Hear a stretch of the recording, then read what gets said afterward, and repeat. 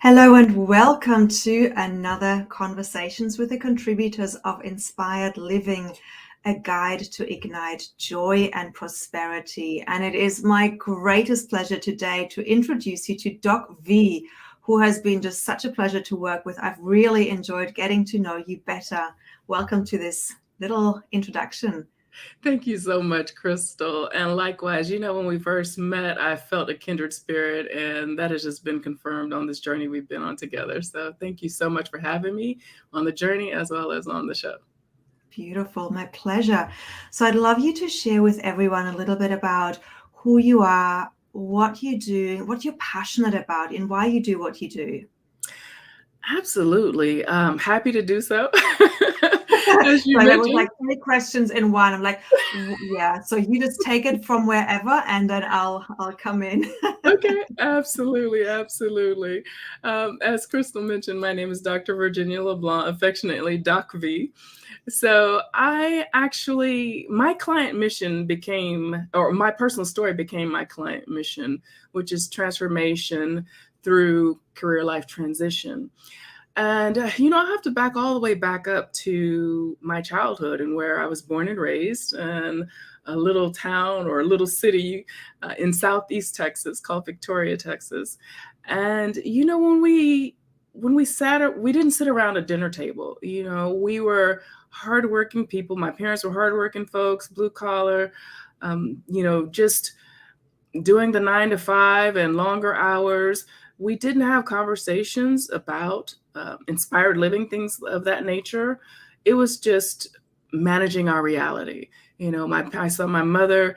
She was a retired school teacher, just working hard every day to put food on the table. My father actually pivoted from what I would call his sole purpose, and I might get to that a little later, and had to make a choice for the family and decided to pursue a career field that was not his sole purpose. So, there was a lot of sadness in his eyes, which resulted in just a plethora of, of situations in our family where we face lack, we face just all kinds of obstacles, even at points homelessness. Not so. I don't come from a family of wealth. I'm sorry, it is 12 a.m., folks. Here, I'm trying to wake up. Yes. Trying to get the brain going again and wake up. But no, my journey, I always felt something tugging and pulling at me. I've always been connected to my higher power. For me, that's God, and whatever source for whoever's listening. I always felt a tugging and a pulling towards something.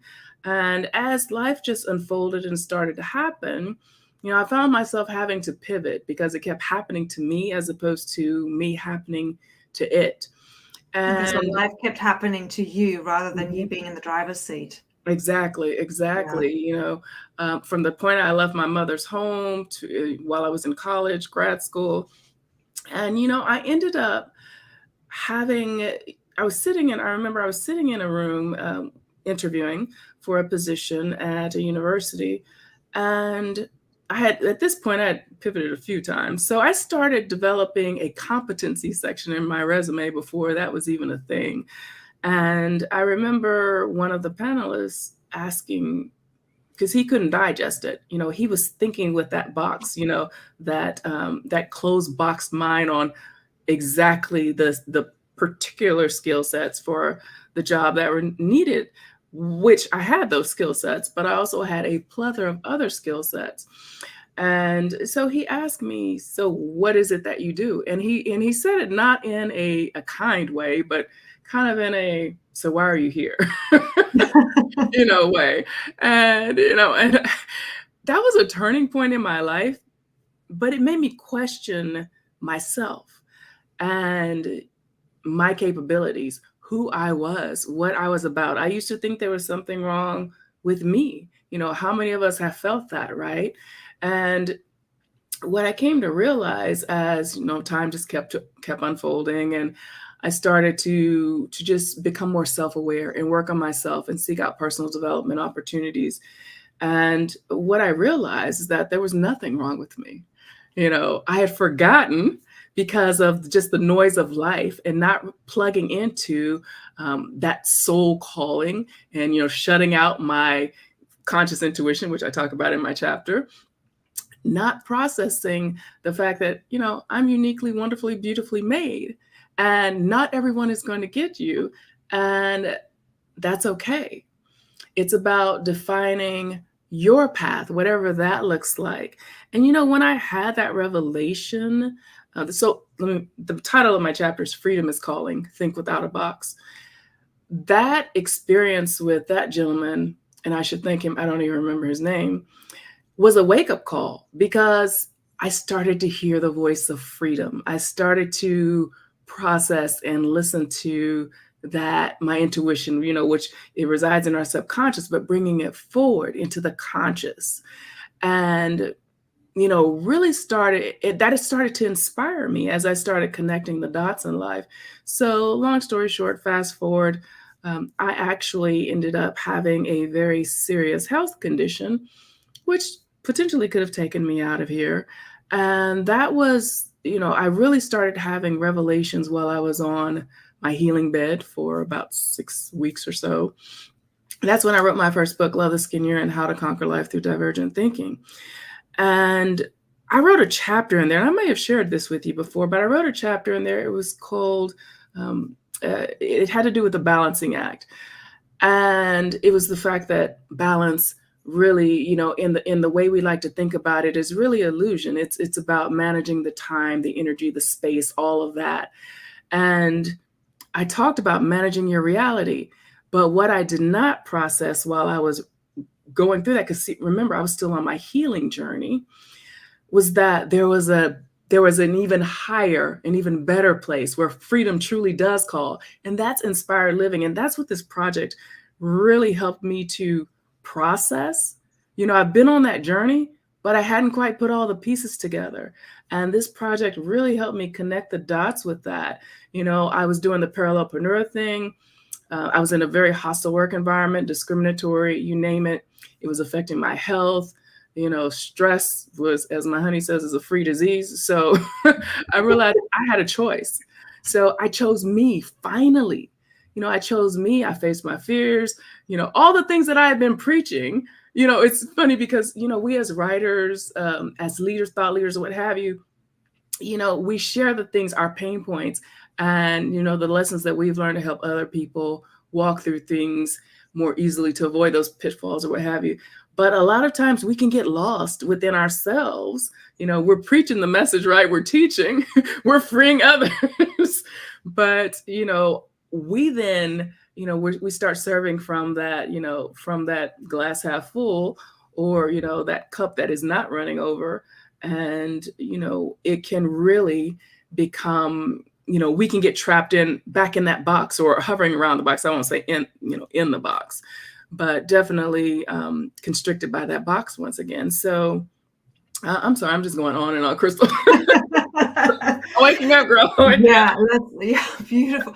Look, there's so much there in which what you're sharing, and I think everyone can relate to this. We teach what we need to learn, right? Yes. And so sometimes we haven't fully embodied the lesson, but we're needing to teach it, we're needing to voice it, we're needing to verbalize it in order to not just help others with it, but also tell ourselves through our clients. And so then when there's an opportunity that comes, like having to write something and really tapping in, what does inspired living mean to me? Or whatever the opportunity is, that's, writing a chapter in a book is such an opportunity to embody the message, to embody our mission in such a deeper way. And you've expressed that beautifully of how that happened to you. It truly is. And you just said something that brought to mind something I wanted to share with you and the audience.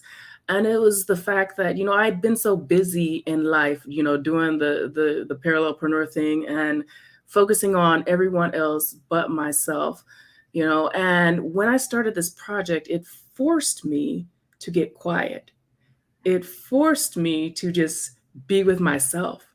So my last book I published in 2017.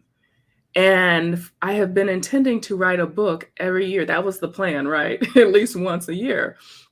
But life kept me from doing that. So this forced me to sit down, get back to, you know, one of my passions and love. And it was just amazing. You know, when I sat to write the chapter, I actually wrote this chapter in a couple of hours. Now, the perfectionist, the recovering perfectionist in me, took a little bit more time to perfect it and just sit with it and say, is this the message? Is this what is going to help catalyze inspired living in others? Not just for me, because we often write as a healing journey and a process for ourselves. I think actually that's probably the number one reason we do write. Mm. And also because when I sat to write my first book, I'm thinking I'm sitting there to write it for everyone, right? And I call it Love the Skin You're In, and I call it My Love Letter to Society. And I thought it was for society alone until I sat to write it. And I realized, girl, there were sessions where I was sitting there writing and I'm bawling. Yes. Just tears all over the typewriter. And it was, well, keyboard, look, see, I'm dating myself. I'm sure it was a keyboard. It was a keyboard. It was a beautiful journey. And what I found with this also, it's like I wrote little mini chapters in the chapter, which, this is just the start of my journey, is what I realized with the whole inspired living movement and what it is that I bring to the table. And that's, creating entrepreneurs who are, or purposed entrepreneurs, as I like to call it, helping them find their soul purpose and literally standing them up as entrepreneurs and supporting them. So, and just changing lives in that way, because when I was doing that, when I was under the employ of someone else, I was subject to, rules, regulations, a game, if you will, that I was playing that was never meant for me. And when I started to process that, it was just a huge revelation that was really freeing. And that's when I pivoted and changed the game, and chose to start living inspired, step out in faith. What's the worst thing that can happen? Get down, get back, fall down, get back up.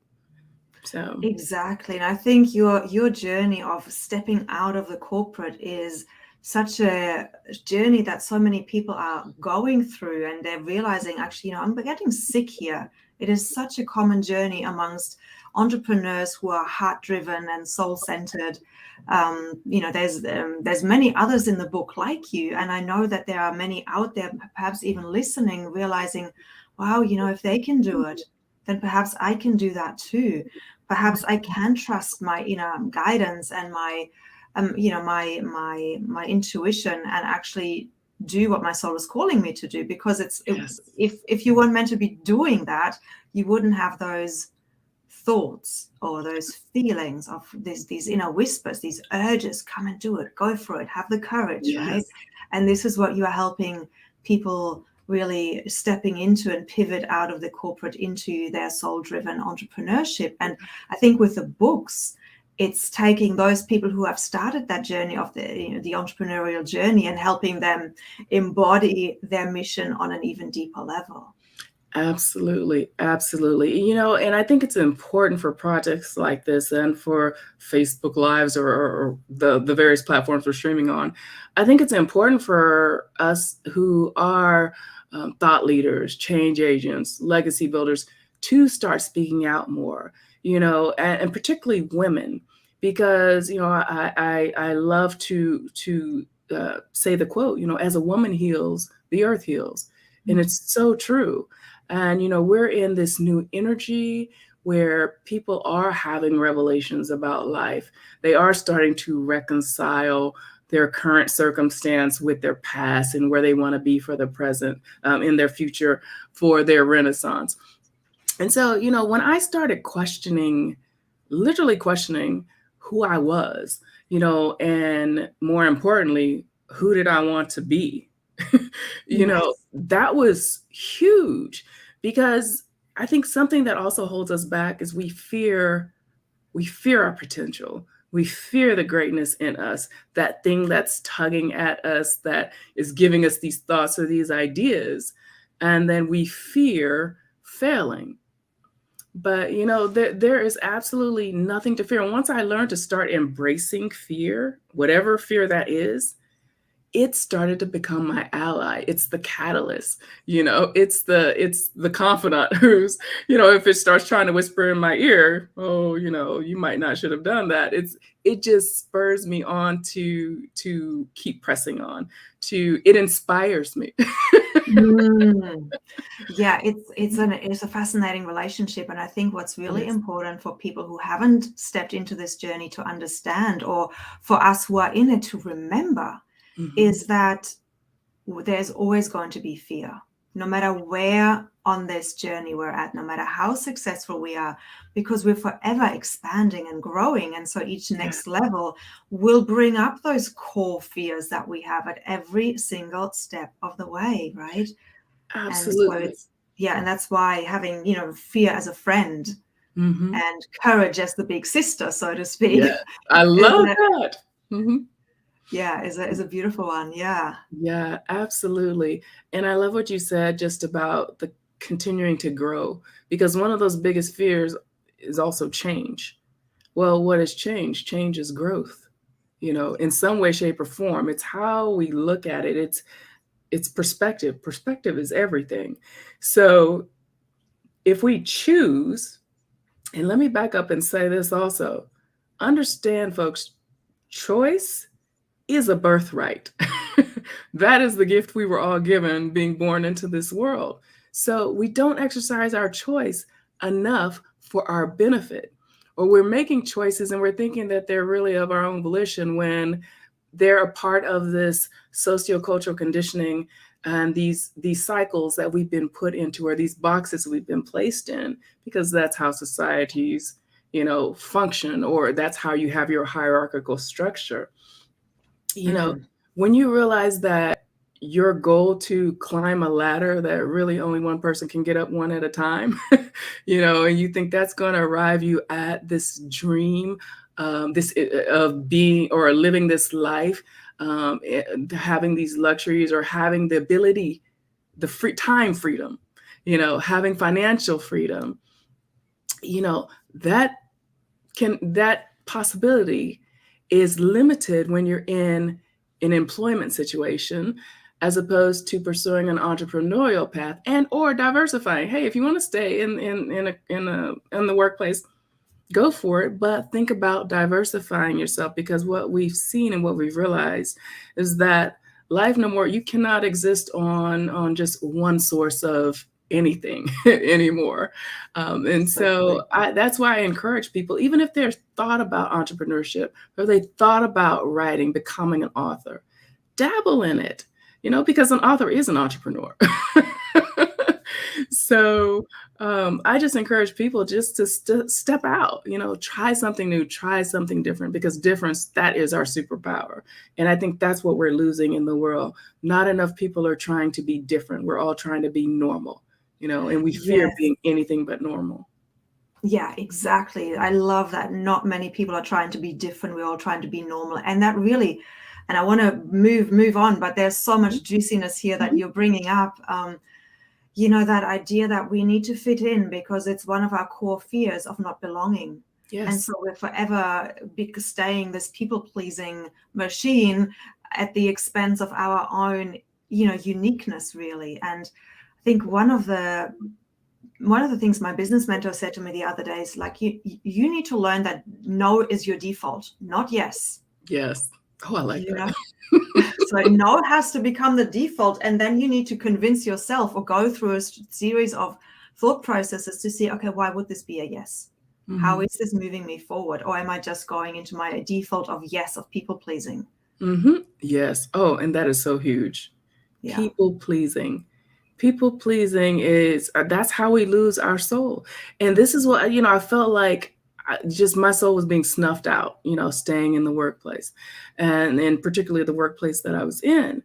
And because what I started realizing is that it was that, one, I was playing a game that I had no control over.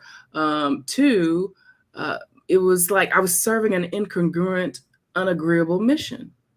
And that is not going to be okay with your soul. Never. You know, Exactly.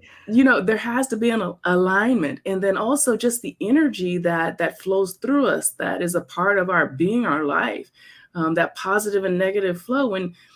When you have all that negativity just coming in at you, I mean, it's so hard for the positivity to rise, and it just starts to negate the positivity. So it's really, like you said, tapping into self-awareness and really just starting to ask yourself the hard questions. And we don't ask ourselves the hard questions oftentimes because we're people pleasing and we don't want to disappoint. We don't want to look a certain kind of way to folks we care about, or for some reason, whoever we've put a value in, their opinion on. Yeah, exactly.